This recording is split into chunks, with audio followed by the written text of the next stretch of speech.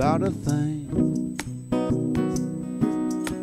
'Cause every little thing is gonna be alright. I'm singing, don't worry about a thing.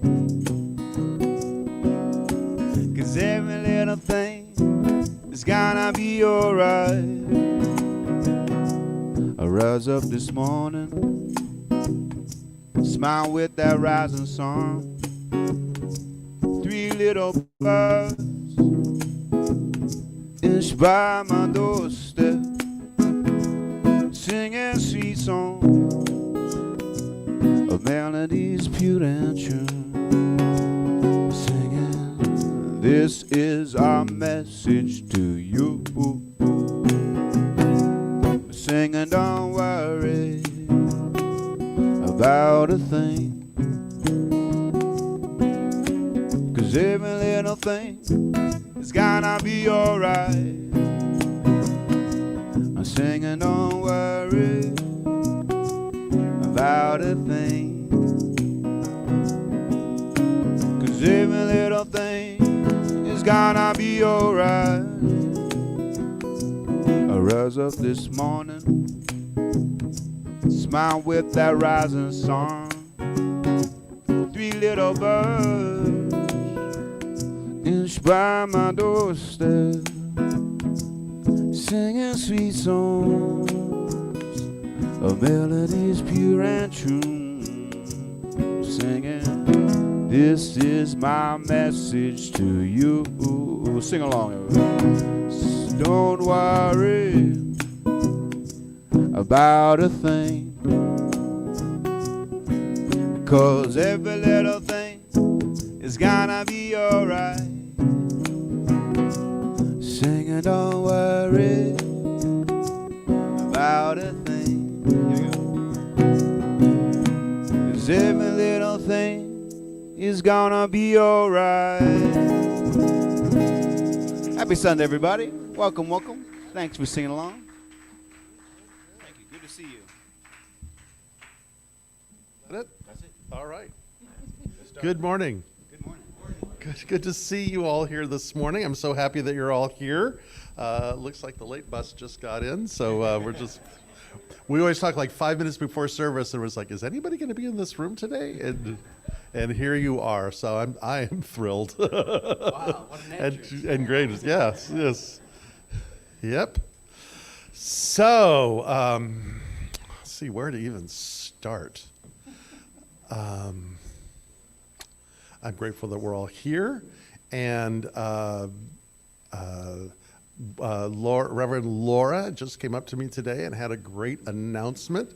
So I let her announce that, if this is a good time to do so. I'm very excited about this one. Da, da, da, da, da, da, da. Drum roll, please. Okay, this has been a long time coming, but we are launching our youth and family program next week, forever. So it's for ages 1 to 18. Yay! And we'll be having field trips and bake sales and all kinds of things in order to earn money for their experience at youth camp coming up once a year. Yeah. And then also April 20th is our first Easter egg hunt with our new launch. So yeah, so don't forget to bring your Easter baskets. I don't care what age you are if you want to look for eggs. So thank you so much. We're also reaching out to anyone else that would like to share the weeks with me on Sunday mornings. Just let us know. And thank you so much. This is very exciting. It is exciting. So yeah. So if you know somebody that you think would love to come and hang out with us, and they've got kids, small kids, invite them and say, not a problem, man. We got somebody. We got something for you. So I'm really excited. This was something that came up in the co-creation. It was something that we were holding. I threw it out to Reverend Laura, and to a couple other people. And Laura just came up to me this morning and said, hey, I'm ready. So there you go. Yeah, so I'm very excited about that, yeah. So other things coming down the line. Let's see, what else is coming down? The classes are coming down the line. I know that we have some dates, but we'll post them next week. But I'm going to be doing a class on spiritual practices coming up in April, I think. Is it in April or is it after April? It's after Easter. I don't remember either. But I know that we were talking about that. So anyway, that's happening. However, this is the big thing, Fairview Canyon. They are an amazing band. Actually, they're going to be at Montserrat Winery today. If you want to go check them out there, they're going to be there from like 1 to 4. Really good guys, really, really good guys. Anyway, we have them coming May 3rd here, and so that's going to be a lot of fun. So get the word out for that. Prayer. We always do prayer. If your heart's been touched in any way today, if you're carrying a burden or simply want to celebrate the release of a burden, please see one of our practitioners. Let's see, Andrea's here, Paul is here, Reverend Laura is here, and you can pray with one of them. Just say, I'd like some prayer, and they'll be happy to pray with you. Or Reverend Laura will be doing a prayer circle after service, about 10 minutes afterwards. So there's that, or you can fill out a prayer request, and we pray every week. The practitioners get together and we pray. So there's ways for that to happen. So there's that. And now the question of the week. And if you, oh, I'm sorry. Of course, I can't forget. Jim has a class.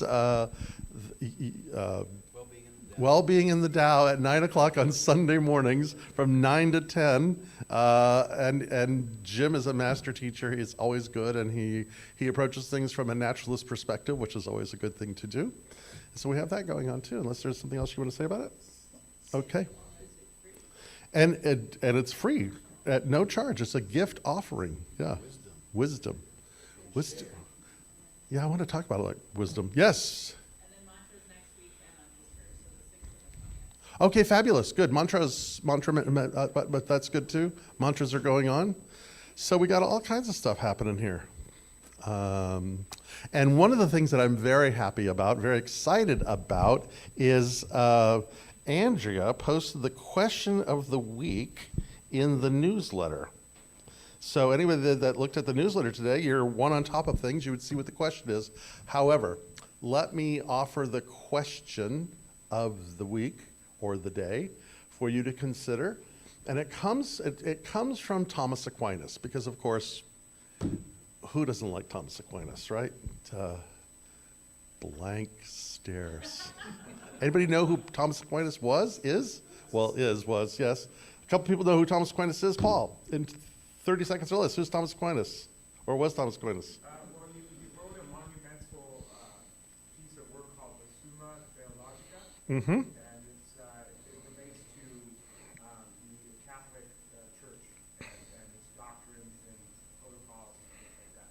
And it was based on Aristotle. Based off Aristotle. So actually, he is the one who brought Aristotle back into the West during the Middle Ages.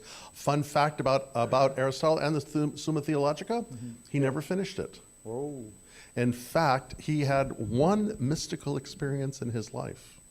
And after that one mystical experience, he walked out, looked at the Summa, and said, burn it. It's fodder. But anyway, here is the quote from him. And we'll go from there. So this is how Thomas Aquinas defines hope. Hope is the patient expectation of a difficult but possible future good. It is a patient expectation of a difficult but possible future good. And so here is the question. What hope are you holding for the world today?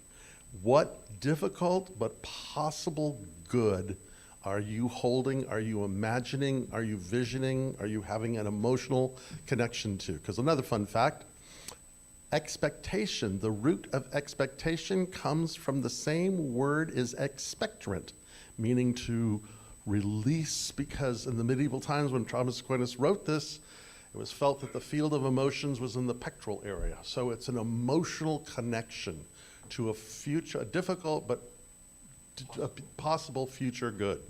So Jim, would you like to start us off with that? Sure. Good. I actually have a hard time with the word hope. I mostly don't use it intentionally. I think for myself, because we don't know everything about anything, I'm always excited about the unexpected, and I find that much more helpful of how can we react to the things that happen that we weren't expecting, as opposed to hoping for something to happen. But that's just me. I am hopeful for continued growth and evolution of the universe, and it seems that that's continuing, and I know that within my own self that I've grown from previous beliefs, childhood indoctrinations, and to see that growth in myself gives me hope that we all can do that as individuals and as a collective. Fabulous. How about you, Laura? You're like, you have your own mic.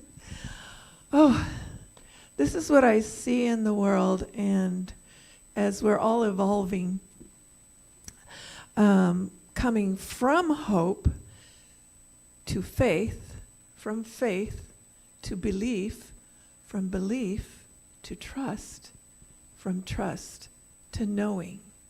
And so I am so excited to watch this new movement of evolution to knowing. Thank you. Okay. All right, I'll open up to anybody else. Anything that you are hoping for? Yes, a hope that you're holding in the world today. Thank you, Paul, for doing this, by the way. Well, I see so many conflicts and things coming up that are chaotic and stressful, and I'm hoping that as we bring things up and talk about them and relate back and forth, that it's going to help bring better change and more understanding as we go. Cool. All right. Magdalena, and then you can work your way north here. South, east, west. West. I love this question because I'm like in the front lines, being in grief recovery, addiction recovery, and all of this stuff that's happening on the planet. It triggers people so much, so they get angry, they get all sorts of stuff that comes up, and I get to see how they stop looking out there for the answers and they start going inward, and then that mirror effect helps heal them. So I'm hopeful that all of this quote unquote bad stuff is going to heal the planet. Good.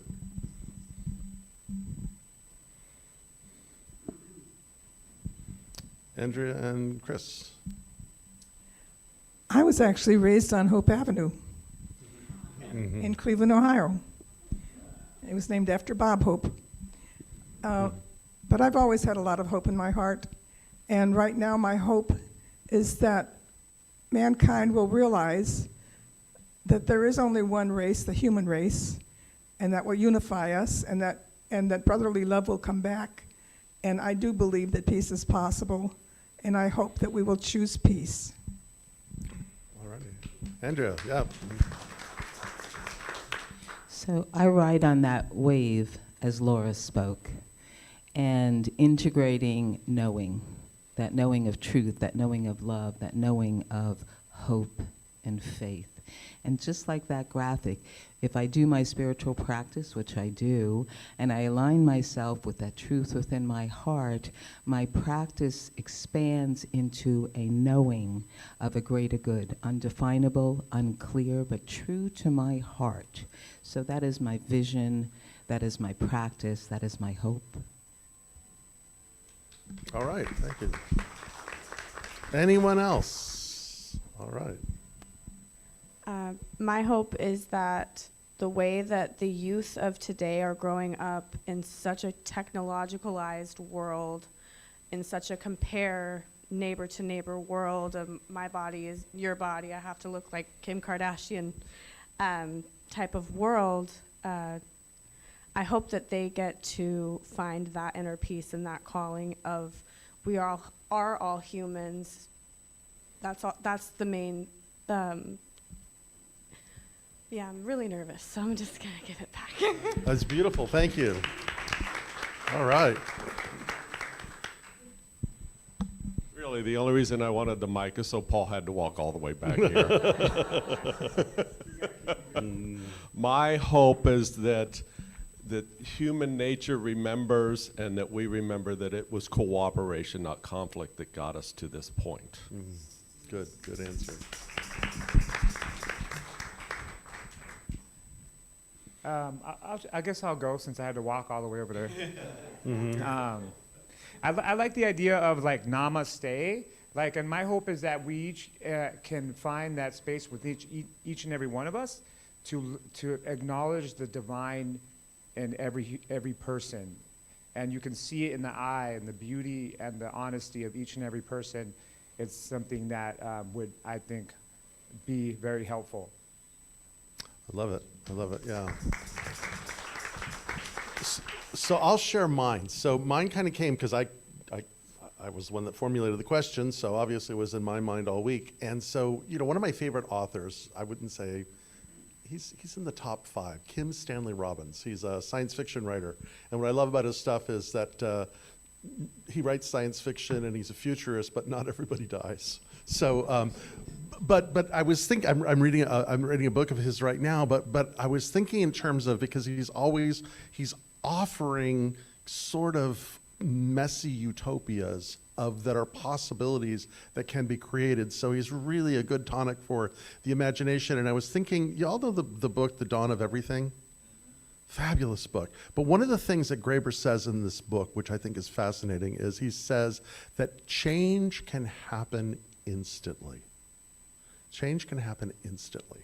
And I think in terms of during the pandemic,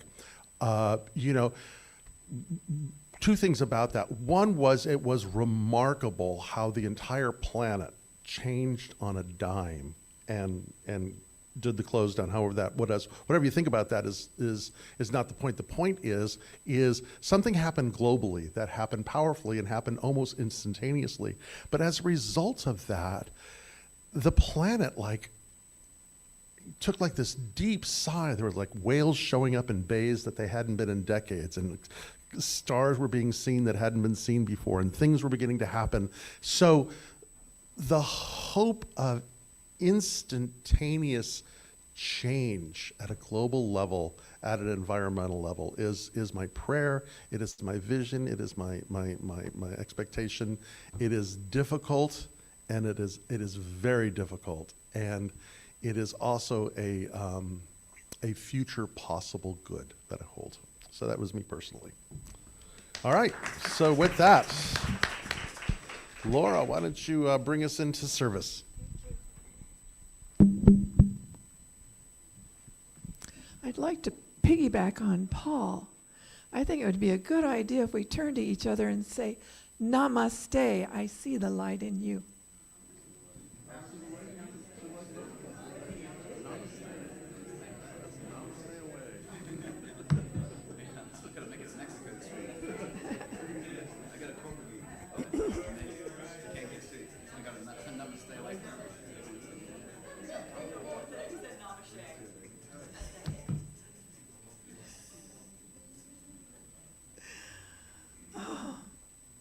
Boy, did that brighten up the room.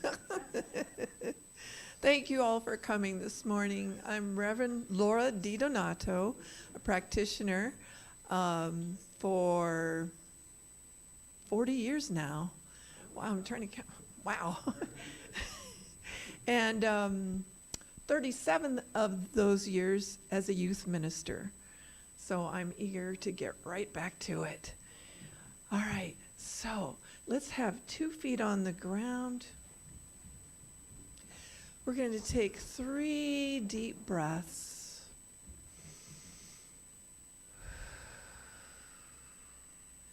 Bringing ourselves to this moment now.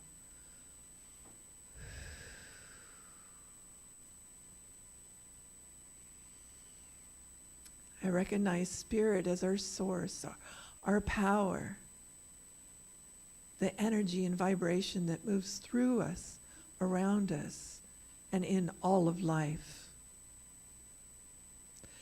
I know that we are all one through love, through mind, through heart. And as we shine our light, when we celebrate, when we practice what we love to do, when we experience joy, when we see smiles, when we feel a hug, those are the highest vibrations. And so with this light, as we live life, this light attracts abundance. This light attracts health and healthy lifestyle. This light attracts love. And it opens that door to let divine guidance bring us those answers and guide us on our way to that beautiful place of knowing, just as the sun rises every day. We know that to be true. And so, I also know that gratefulness is another high vibration. And so this morning, I am so grateful for the beautiful music of Lee and Jim, and the beautiful and wise and heartfelt message that Reverend Guy is bringing us this morning. And now picturing all of us in a great big hug, I release these truths into the law of mind, knowing that it is so, and we say together, and so it is. Okay. Notice I'm in the mood for Buddha. So this morning's quote is from Buddha. Something simple and easy to remember. Judge nothing, you will be happy. Forgive everyone, you will be happier. Love everything, you will be happiest. All right, and now we're going to move into a 3-minute contemplation, remembering that as we let our minds calm, letting go of all that was, letting go of any anxiety or worry about the future, and be here now. Open that door to ask and listen. And now a 3-minute contemplation.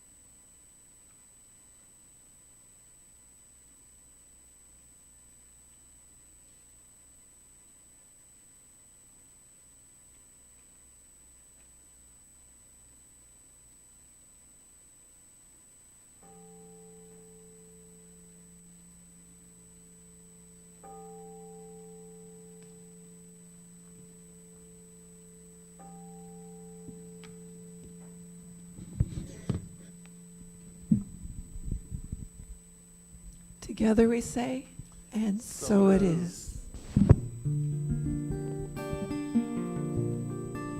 So I'm going to play a song that talks about being here now.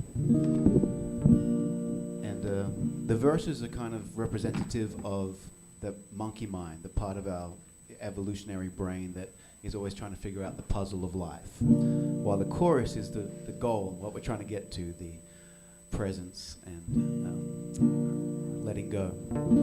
It's called The Gift.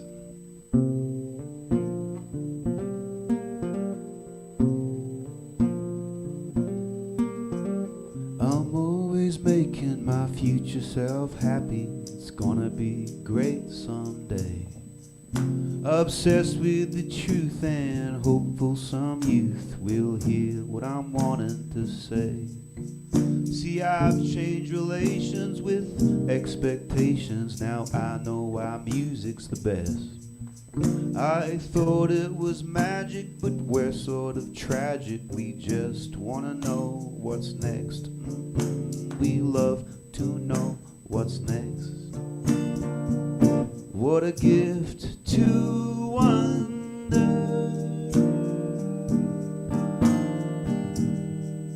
What a life to live.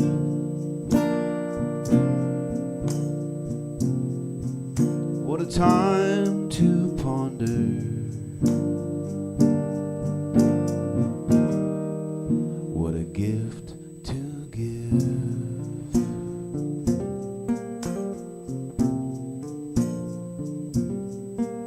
Now I go easy, it's easy to please me, are things I'll keep telling myself. Though I try not to worry, as most things are stories, I seem to be selling myself. I seem to be selling myself. What a gift to wonder. What a life to live.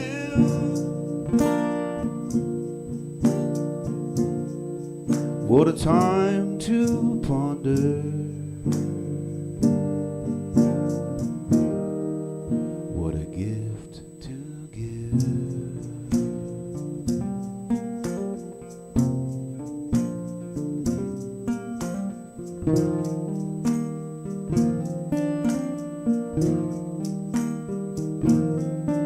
At the birth of a dawn of a new way has come, and the child has something to share. As inside each of us, love keeps on teaching us, though it's scary to care.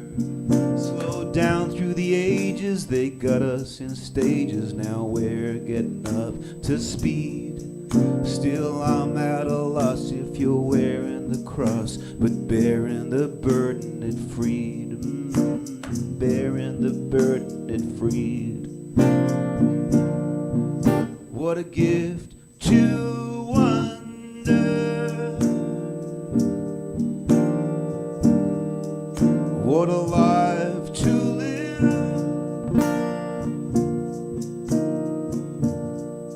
What a time to ponder. What a gift to give.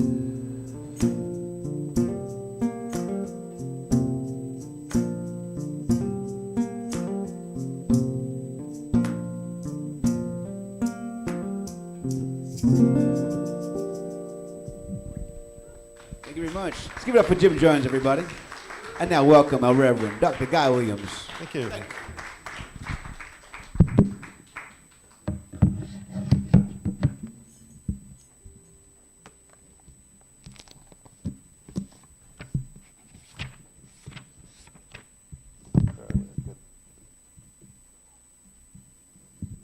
Alrighty, thank you. Nice to have you guys all here this morning again. So back in the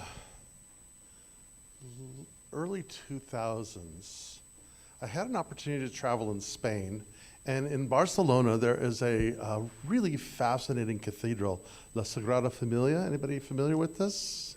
Yeah. And it was designed by Gaudi, And it's just this very surrealistic thing. And when I was there, it had been under construction for at least 100 years, and it wasn't even close to finish yet. But when you think in terms of the cathedrals of Europe, they would go on for centuries. And as a result of that, when you look at them kind of close enough, there's something that you see, that there's a certain level of architecture here, but several generations later, there's architects that come in and there's another form of architecture there. So the nave may look like something, the altar center may look like something else. They kind of weave them together, but what you see is this evolution of things that are happening. And sometimes they just fall down and they have to rebuild them all over again. Or something happens like what happened to Notre Dame in Paris. There was a tragic fire and they were being rebuilt. And I think sometimes, two of the greatest accomplishments that we have as a species are architecture and agriculture. I mean, these are really two cool things that further us. And architecture, becomes such a metaphor for so many things, and I was thinking about this because of something that I read earlier this week about C.S. Lewis. C.S. Lewis was a Christian apologist, wrote the Chronicles of Narnia, but even better than them was the Out of the Silent Planet trilogy, which is a really fun series of books. But one of the things that he says that it's important for churches, and what I would say it's important for institutions to kind of collapse on themselves periodically. And he would say every couple hundred years, they just kind of need to fall in on themselves. Because what happens is if something doesn't kind of fall apart, it gets stagnant and calcified. So there's something actually very healthy about that spiritual quality of disorder or breakdown. And, I think that we see that globally right now in the religious movement of the planet, that it's just tremendously constricted on itself and kind of fallen apart. And instead of worrying or thinking, oh my God, what can we do to fix it? It's kind of like, this might just be a really good thing, because in this, there may be an opportunity to rediscover the essence of what something is and to regrow it. It's kind of like, I also think, and it was an interesting thing in our household because Andrea just, she's like an earth goddess and she's like an earth mother and she really wants our plants to grow and flourish, things like this, And I'm like, rose season, January, man, let's just cut these things down to nothing.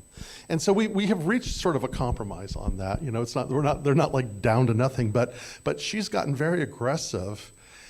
And if anybody's grown roses, what you know is, man, if you cut them back, they come back phenomenally beautiful. There's something about the natural progressions of things that sometimes we just need to have things go away or fall apart or break down or cut back or call it what you want.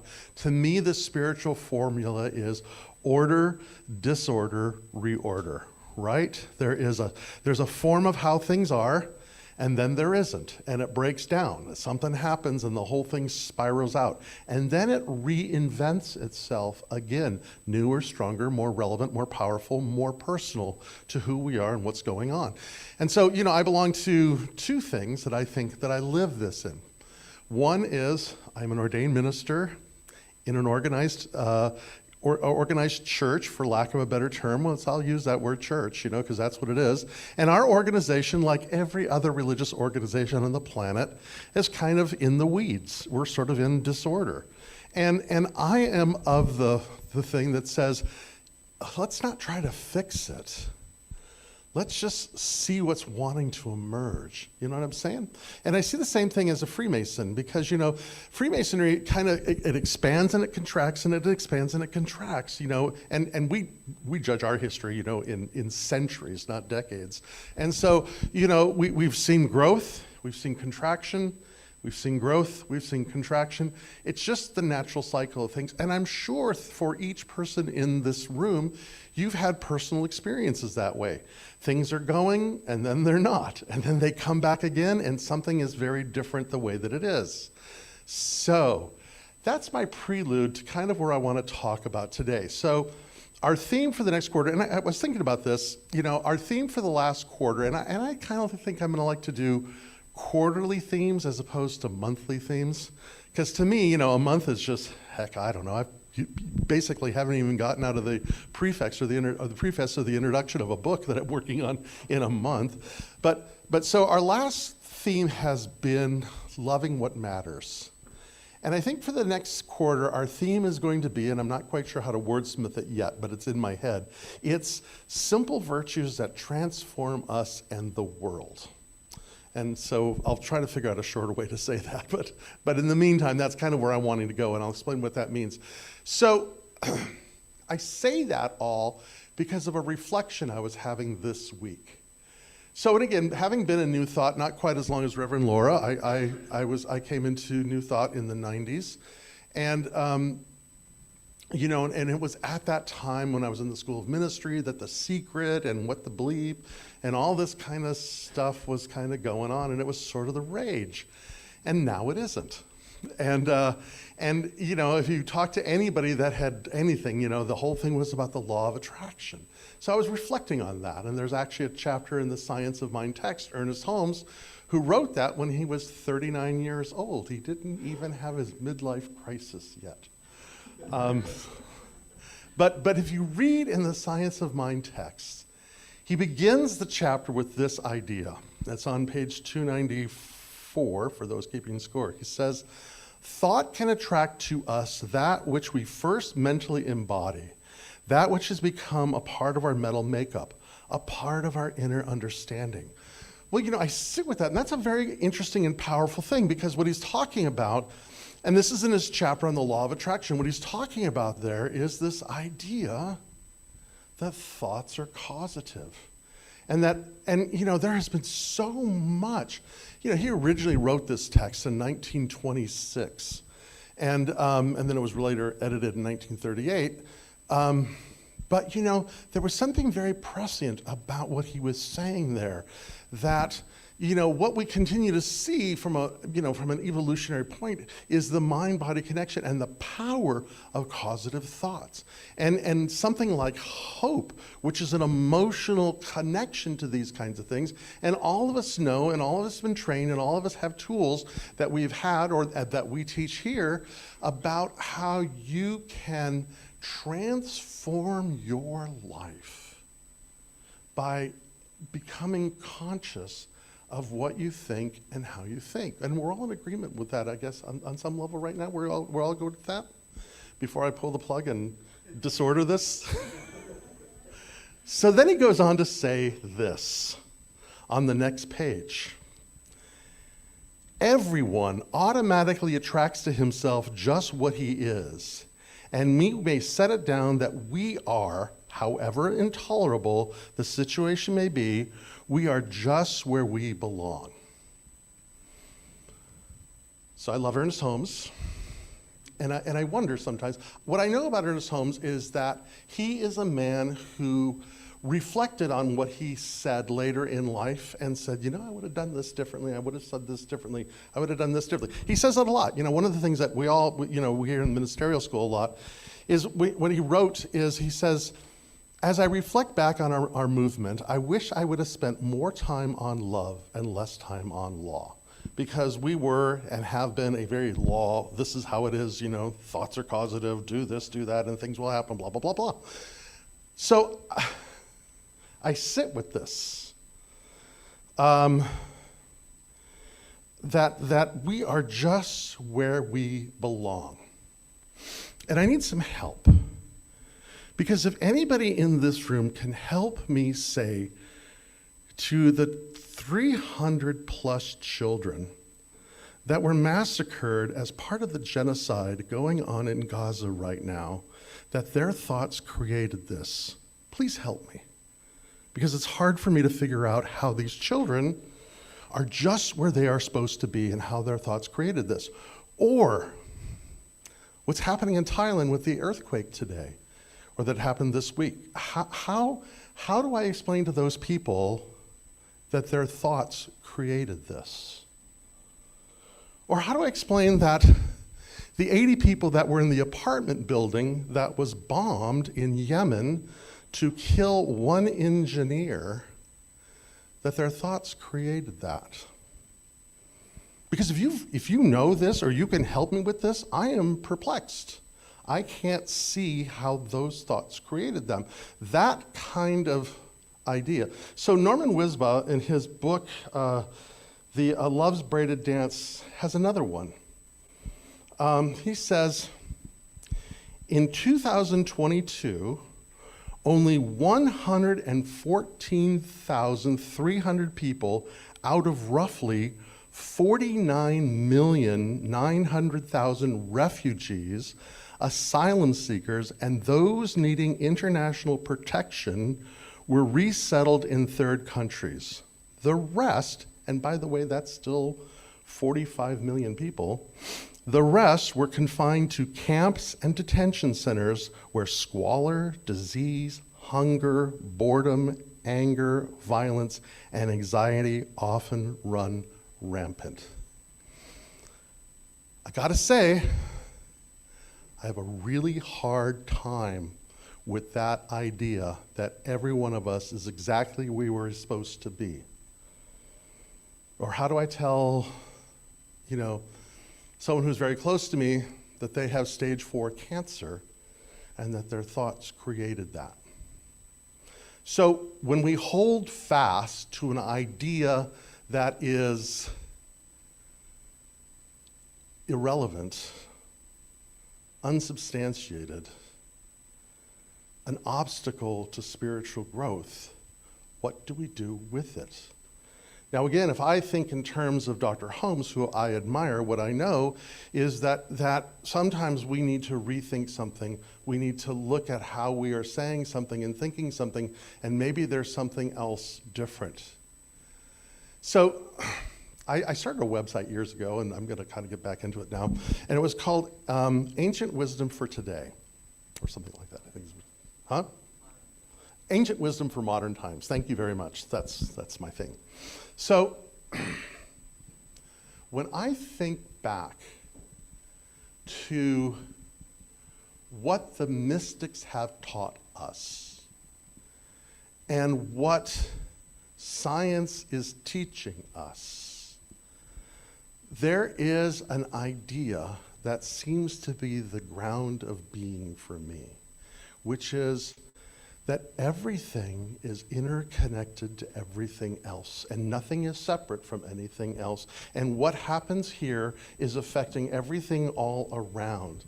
And maybe the fallacy in the teaching that may have been helpful at one point in time, but is no longer relevant to who we are, was it was focused too much on the individual as opposed to the idea of what it means to be a citizen of the cosmos. Are you with me on this one? Because it's a different mindset. And I think that our organization took the law of attraction and doubled it with the prosperity gospel, which is about as theologically bad as you can get, and created this idea of rugged individualism and how we create and how we do, and look at me and look at mine, and I. In fact, when I first took my first Science of Mind class, it was all about how I could manifest princesses, parking places, and palaces. Remember those terms? Yeah.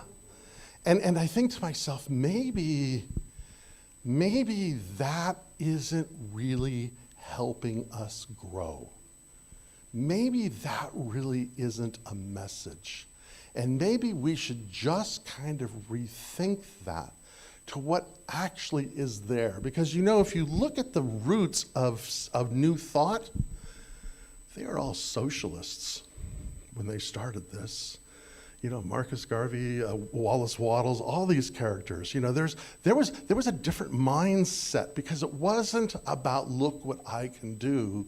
It was more about look what I can give.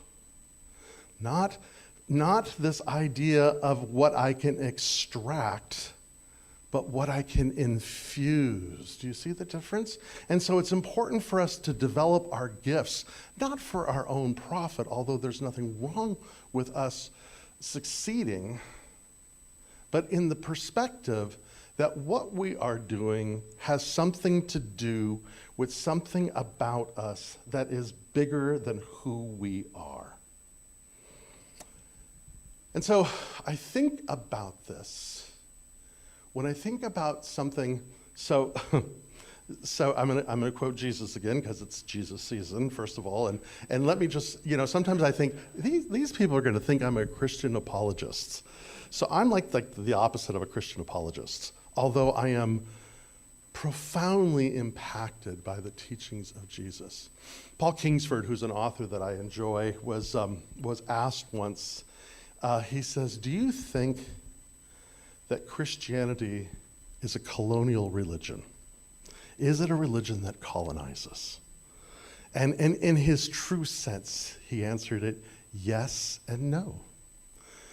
Is the church, the Christian church, the Christian movement, the religion that we know in the world today, is that a colonizing?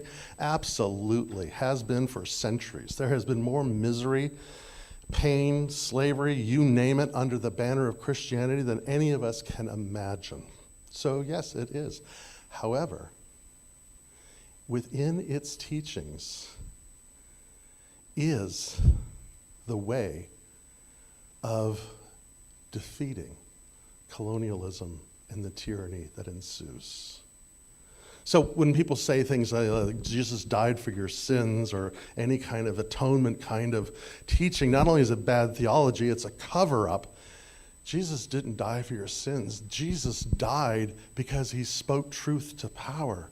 Jesus died because what he taught was offensive to the Roman Empire. It's as simple as that. And all that other stuff comes much, much, much later.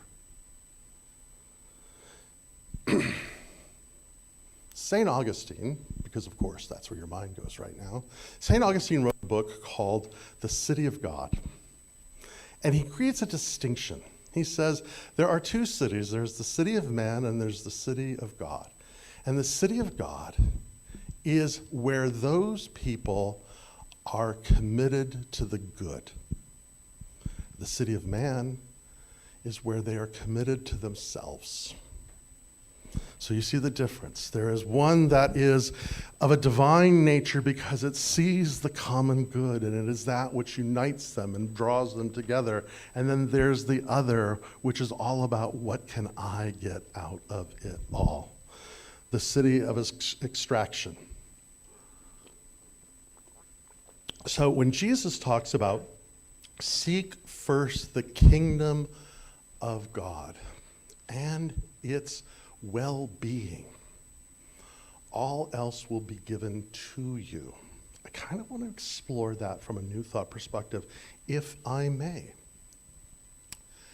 So what is the kingdom of God?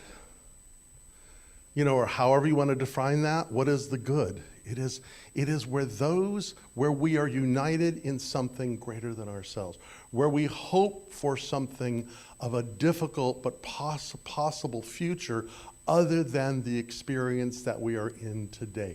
It puts us at odds with the culture and civilization that we're in. But let's just face it, whether it be Buddha or Krishna or Jesus or Socrates, all of them were at odds with the status quo. And it's interesting to me that if you think in terms of Buddha and Socrates and Jesus, not one of them wrote a word. And yet, they have transformed the planet by what they taught, because it moved, touched, and inspired other people.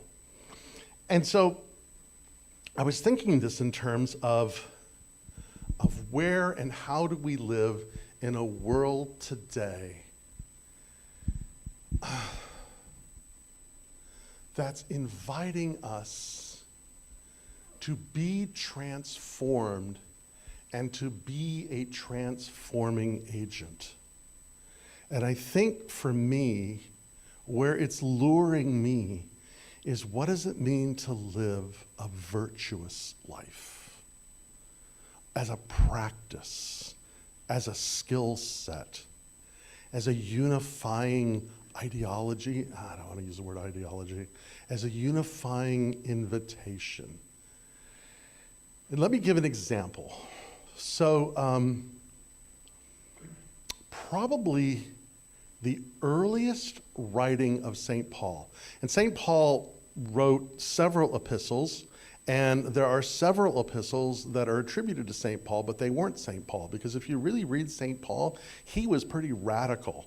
He was so radical that other epistles had to come along and say, don't be saying that kind of stuff. Don't be alienated, Rome, kind of pipe it down a little bit, because for Paul, he was like, there's no man, there's no woman, there's no slave, there's no free person, there's no straight, there's no gay, there's none of those external distinctions in the presence of the Christ consciousness. And so then later on, people had to say, well, women should stay silent and slaves should obey their masters and all those kinds of things. Paul never said that stuff. It was someone doing a cover-up. Yes, even then. But probably one of the earliest epistles of Paul, probably the earliest, was his letter to the Thessalonians. And this was written about 50 years after the death of Jesus, roughly, we think. We don't know. And so he would write letters to these different communities that were sort of forming and kind of building, and usually they had an issue of one form or another, and he would write a letter and say, hey, do this. So the issue for the Thessalonians, they were all getting along, and they were all doing nice things with each other, but they were all freaked out about the apocalypse and the end of times, because they were like, hey, we thought we'd be done by now. Hey, we thought, things were this new kingdom was going to be established. We thought Jesus was going to return. We thought all these things were going to happen. We thought that the empire would end and this new kingdom, this new way of living would happen. And oh, by the way, doesn't seem to be the case. And if anybody's looked, you know who the emperor is these days? Caligula. Mr. Fun and Games and burn him at the stake, Caligula. So yeah, we're a little kind of not knowing what's going on. And so Paul writes this letter to them, and he kind of deals with it. It's really kind of a boring letter. But he says something in it that is just remarkable. He says this at the end of it. It's sort of like, thank you for this and thank you for that. I'm so happy for all of you. That's the beginning of the letter. And he's like, oh yeah, and then there's this apocalypse that's going on, not unlike today.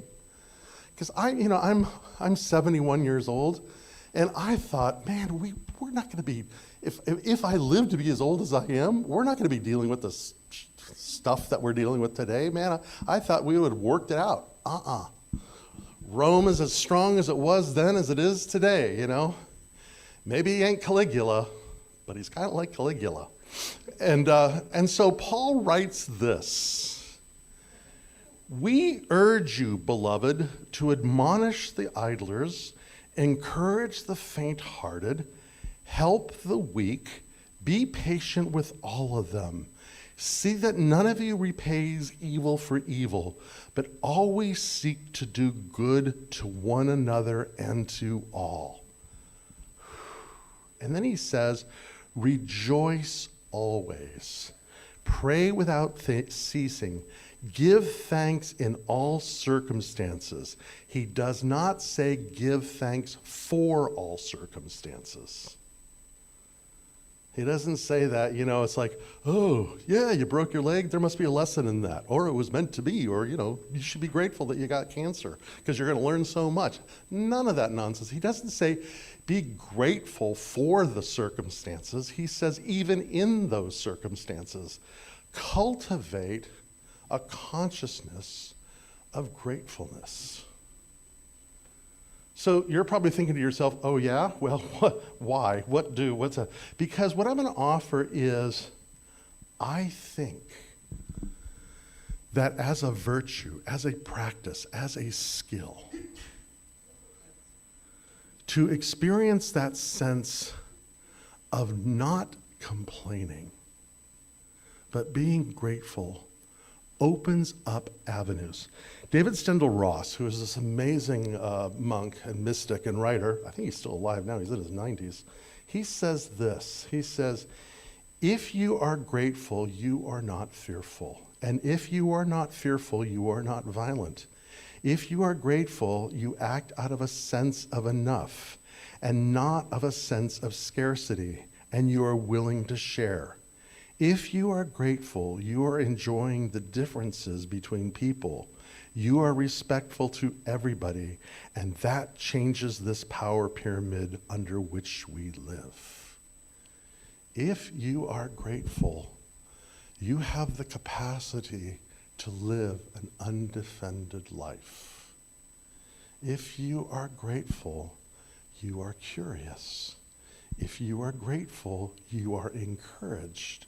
If you are not, you are living in a consciousness of scarcity, of closing in, of protection, of holding back, of whatever that may be. Another way of saying this is something that Henri Nouwen says. He says, resentment and gratitude cannot coexist. Since resentment blocks the perception and the experience of life as a gift. My resentment tells me that I don't receive what I deserve. It always manifests itself in envy. It always manifests itself in envy. And so, in all things, but not for all things, we practice this sense of gratefulness. And I think the important part of the whole thing is to remember it's not about me. Now, in New Thought, we were all taught it's about you. I remember when I was taking practitioner training, they used to say to us, take credit for everything that happens 25 miles in a circumference around you. And I used to believe that, and I used to teach that. And I have to say, like Ernest Holmes and like anybody else that's been alive for a while, or thinks or practices curiosity, you rethink things. And you think, maybe there's another way of looking at that. So again, going back to Norman Wurzbach, he says this, he says, we cannot truly love our neighbors if we do not also love the neighborhoods, the houses and the community centers, the gardens and the parks, the fields and the forests, the food sheds and the watersheds that make our life together possible. So it's not just even being grateful for what I have, but for what someone else has. It's celebrating their good. Gore Vidal, I love Gore Vidal, he's a great writer and he's just so smart. But Gore Vidal used to say, every time one of my friends succeeds, my heart dies a little.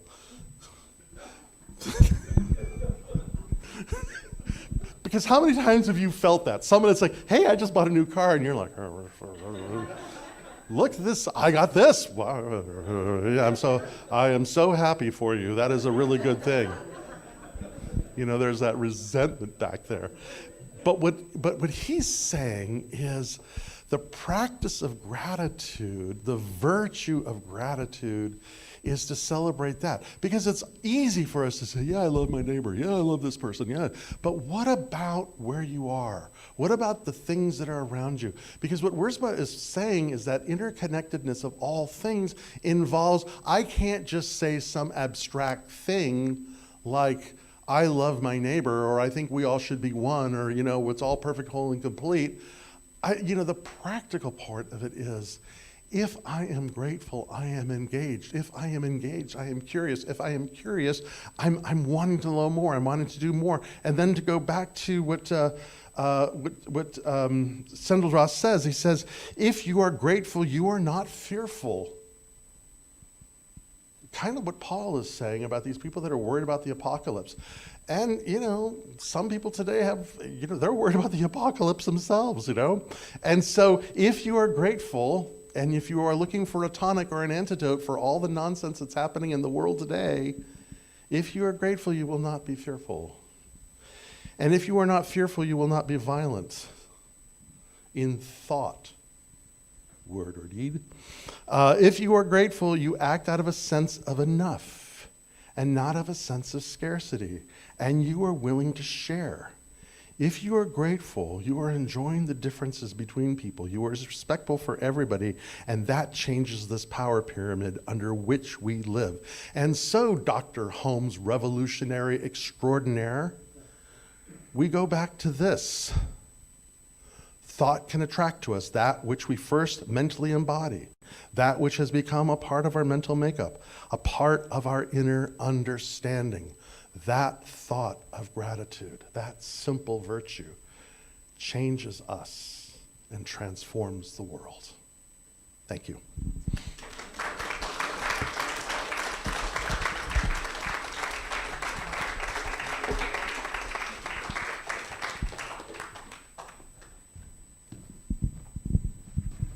Thank you, Rev. I just want to point out before we start here that that's a real leader right there, challenging the establishment that he's a part of. Like, that's real leadership. Not many churches in America you're gonna find that this weekend. So thank you, Rev, for being that. All right. Talking of gratitude, let's sing along together. Find that gratitude space. Thank you for this day, Spirit, thank you for this day.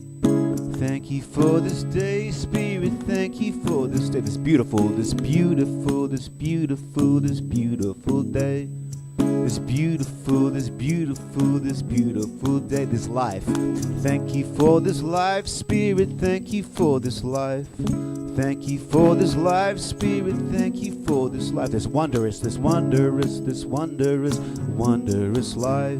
This wondrous, this wondrous, this wondrous life. This earth, thank you for this earth, Spirit, thank you for this earth. Thank you for this earth, Spirit, thank you for this earth. It's glorious, this glorious, this glorious, glorious earth. This glorious, this glorious, this glorious earth. This breath, thank you for this breath, Spirit, thank you for this breath. Thank you for this breath, Spirit, thank you for this breath. This nourishing, nourishing, this nourishing, nourishing breath. This nourishing, this nourishing, this nourishing breath. This love, thank you for this love, Spirit, thank you for this love. Thank you for this love, Spirit, thank you for this love. This healing, this healing, this healing, this healing love. This healing, this healing, this healing love. This day, thank you for this day, Spirit, thank you for this day. Thank you for this day, Spirit, thank you for this day. This beautiful, this beautiful, this beautiful, this beautiful day. This beautiful, this beautiful, this beautiful day. Yes, indeed. So beautiful, everybody. We're going to do something a little different this morning, which is I'm going to ask for the tithe today. Laura always does such a beautiful job. But I figure I'm just going to tell you something straight up, shoot from the hip, and let you guys go with what it is. So we had a pretty significant water breakdown in the building. A couple of our pipes broke, and we had pretty significant leaks, and they were in fun places that involved drilling concrete or sawing concrete and digging holes in asphalt. So it wasn't kind of like call Roto-Rooter. This was like, it was days. So I don't even know how much water we lost, but we lost a lot. And we have made a plumber in Fallbrook pretty comfortable. And the good news is we did not have to go into debt. We did not have to spend money we didn't have. We were able to pay for it, or we will be able to pay for it, because we have a savings. We have a savings because of your generosity. This is a big one. This was, it's not horrendous. It wasn't in the tens of thousands, but it's several grand. It ain't cheap. And it's diminishing our savings, and we would like to build our savings up. So I'm saying that as members of this community, if there is a way for you to give a little more for the next couple weeks for us to re-establish where we want to be, I would be most grateful for that. But what I know is that which is given in generosity grows. That which we offer, invest, place into a growing community expands the community. What I also know is that a consciousness of generosity invites the creative process to allow that generosity to be possible in us. What I know is some of the wealthiest people I've ever met in my life were also some of the most generous people I ever met. So it's not a sense of scarcity. So I'm not asking anyone to give out of fear or pain. But if you are grateful for this community, and you are grateful for who we are and what we do, and you are grateful that we have running water, I invite you to bless us with that gift. So it is.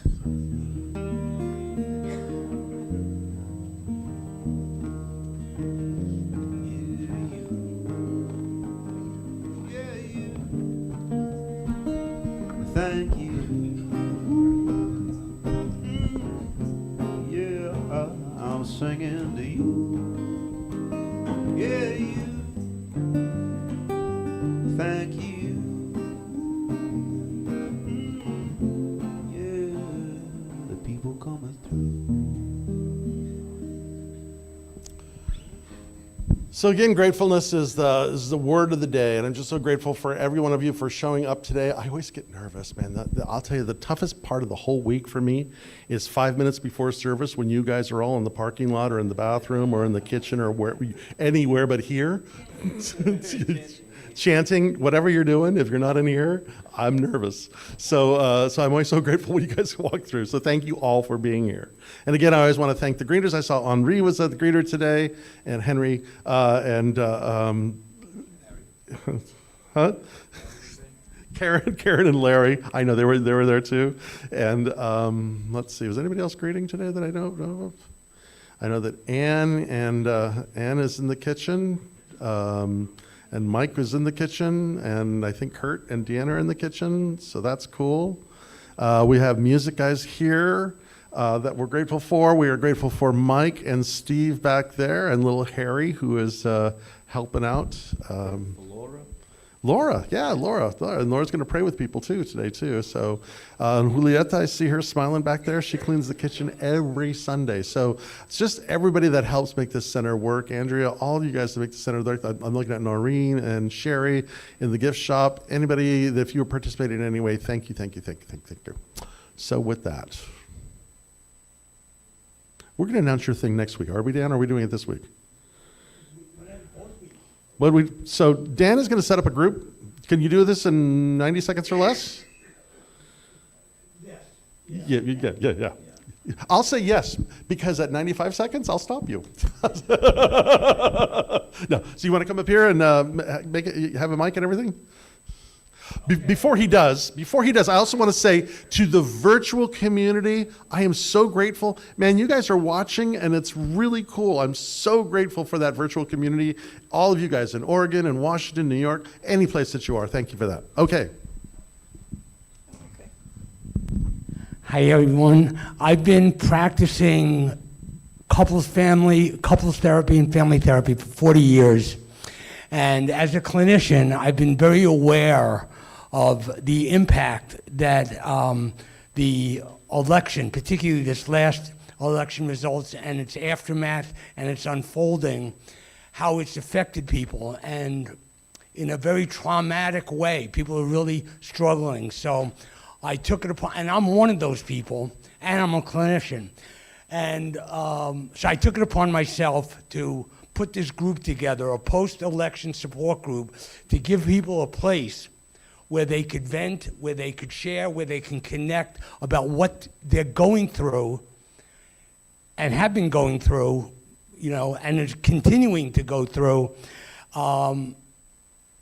because they lack that. There's nowhere to go. We can't talk about it to people in a way that feels really good and to like-minded people. So I put this, I'm going to be starting the group April 8th. So that's a week from Tuesday.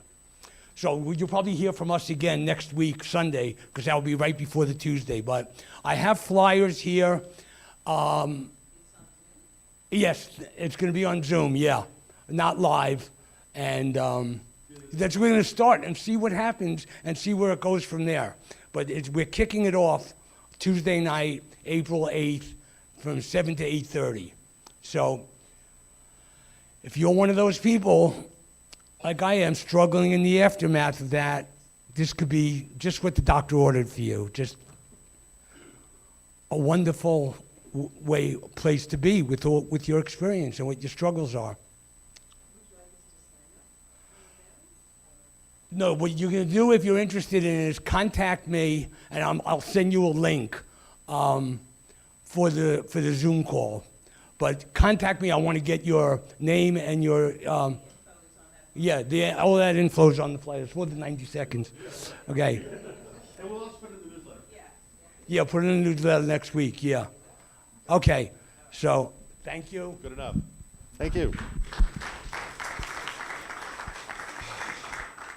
So let us pray. Prayer is the contemplation of the facts of life from the highest point of view, as Emerson says. There is one life.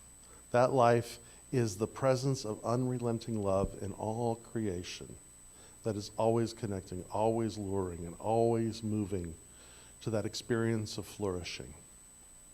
And so, may we be open to flourishing.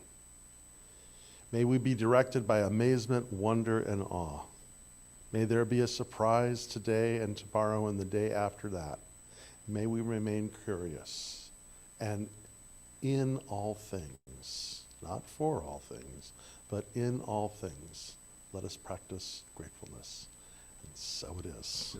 All right, I'm going to play a song about just being joyful and remembering to every now and again recharge. You know, it's nice to pay attention to reality, and we have to, but every now and again it's good to just disconnect. And I do that through music, so this is called Let the Music.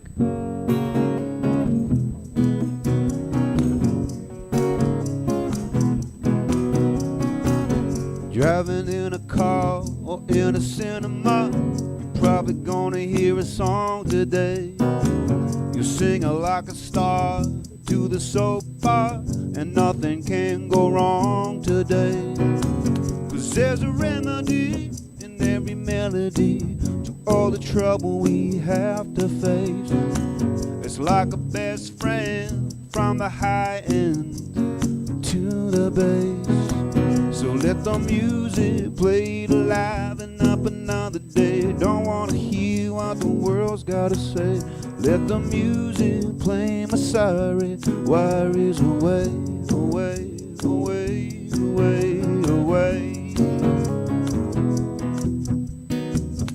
Everywhere you go, you take a stereo. You never know when you'll need it there. 'Cause it reminds you all the times you didn't really need to care. But now we're living in a rhythm, and this prison's hard to break. You got the music, so you can use it to escape. Just let the music play alive and up another day. Don't wanna hear what the world's gotta say. Just let the music play my sorry worries away, away, away. Well, I'm gonna spend the rest of my life moving to the beat. Come on, nothing in the world can hold me down or keep me in my seat. Come on, I'm gonna spend the rest of my life moving to the beat. Come on, nothing in the world can hold me down or keep me in my seat. I like my rock and roll and my new soul, a sweet symphony from me. A little country jazz or something funky as anything just sets me free.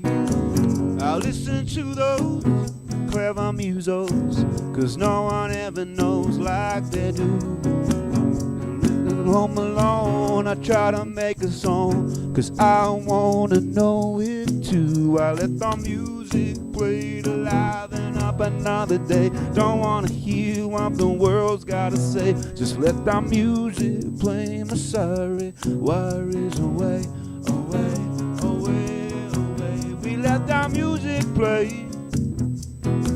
Just let the music play. We let the music play our sorry worries away, away, away, away. We fade away, away, away, away. Fade away, away, away, away. Fade away, away, away. Thank you very much. Happy Sunday, everybody. Have a great rest of the week. Cheers. Thanks, Jim Jones.